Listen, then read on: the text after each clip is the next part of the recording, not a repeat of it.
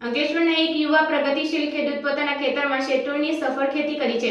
હાલમાં તેઓના ખેતરમાં શેતૂરનો મલબક પાક આવ્યો છે। ત્યારે શેતૂર એક ઔષધીય ફળ છે અને માર્ચ-એપ્રિલ મહિનામાં શેતૂરના વૃક્ષો ફળો ભરેલ હોય છે। ખાસ કરીને શેતૂરના પાન રેશમના કીડાઓને ખવડાવી તેનો ઉછેર કરી કેશોટોમાંથી રેશમ મેળવાય છે।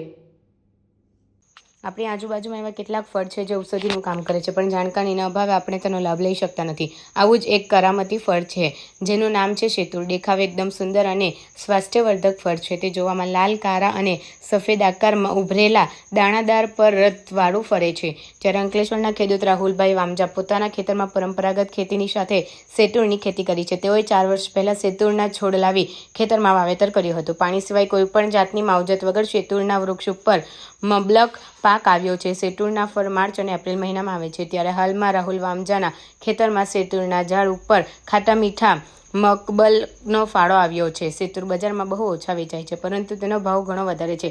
શેતૂર એક ઔષધીય ફળ છે। શેતૂરમાં ઘણા વિટામિન અને પોષક તત્વો મળી આવે છે। આ સ્થિતિમાં તેના ઉપયોગથી શરીર સ્વસ્થ રહે છે।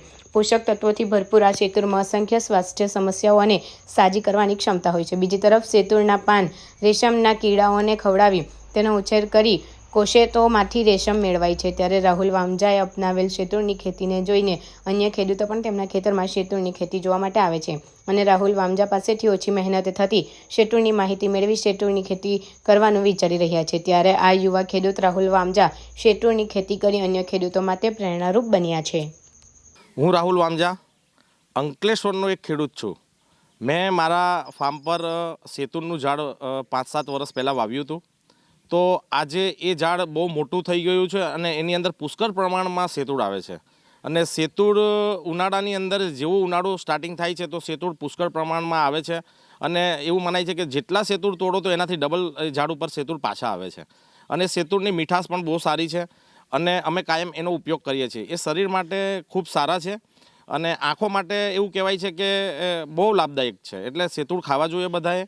અને મૂળ આ શેતૂર ઝારખંડ તરફ વાવવામાં આવે છે દક્ષિણમાં અને ત્યાં શેતૂરના ઝાડ એટલે વાવે છે કે એની અંદર રેશમના કીડા ઉત્પાદન કરવા માટે મૂળ એની ખેતી કરે છે ઝારખંડવાસીઓ અને એમાંથી રેશમના કીડા ઉત્પન્ન કરીને એમાં ઘણો સારો બેનિફિટ લે છે લોકો।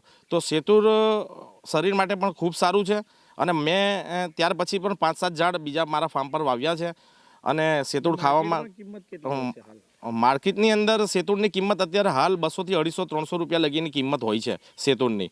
પણ શેતૂરનું એક નાનું છોડ બી તમે તોડીને વાવો તો તમારા ફાર્મ પર યા ઘરની અંદર ઉગી શકે છે અને તમે પણ વાવો અને ખૂબ સારા છે ખાવામાં।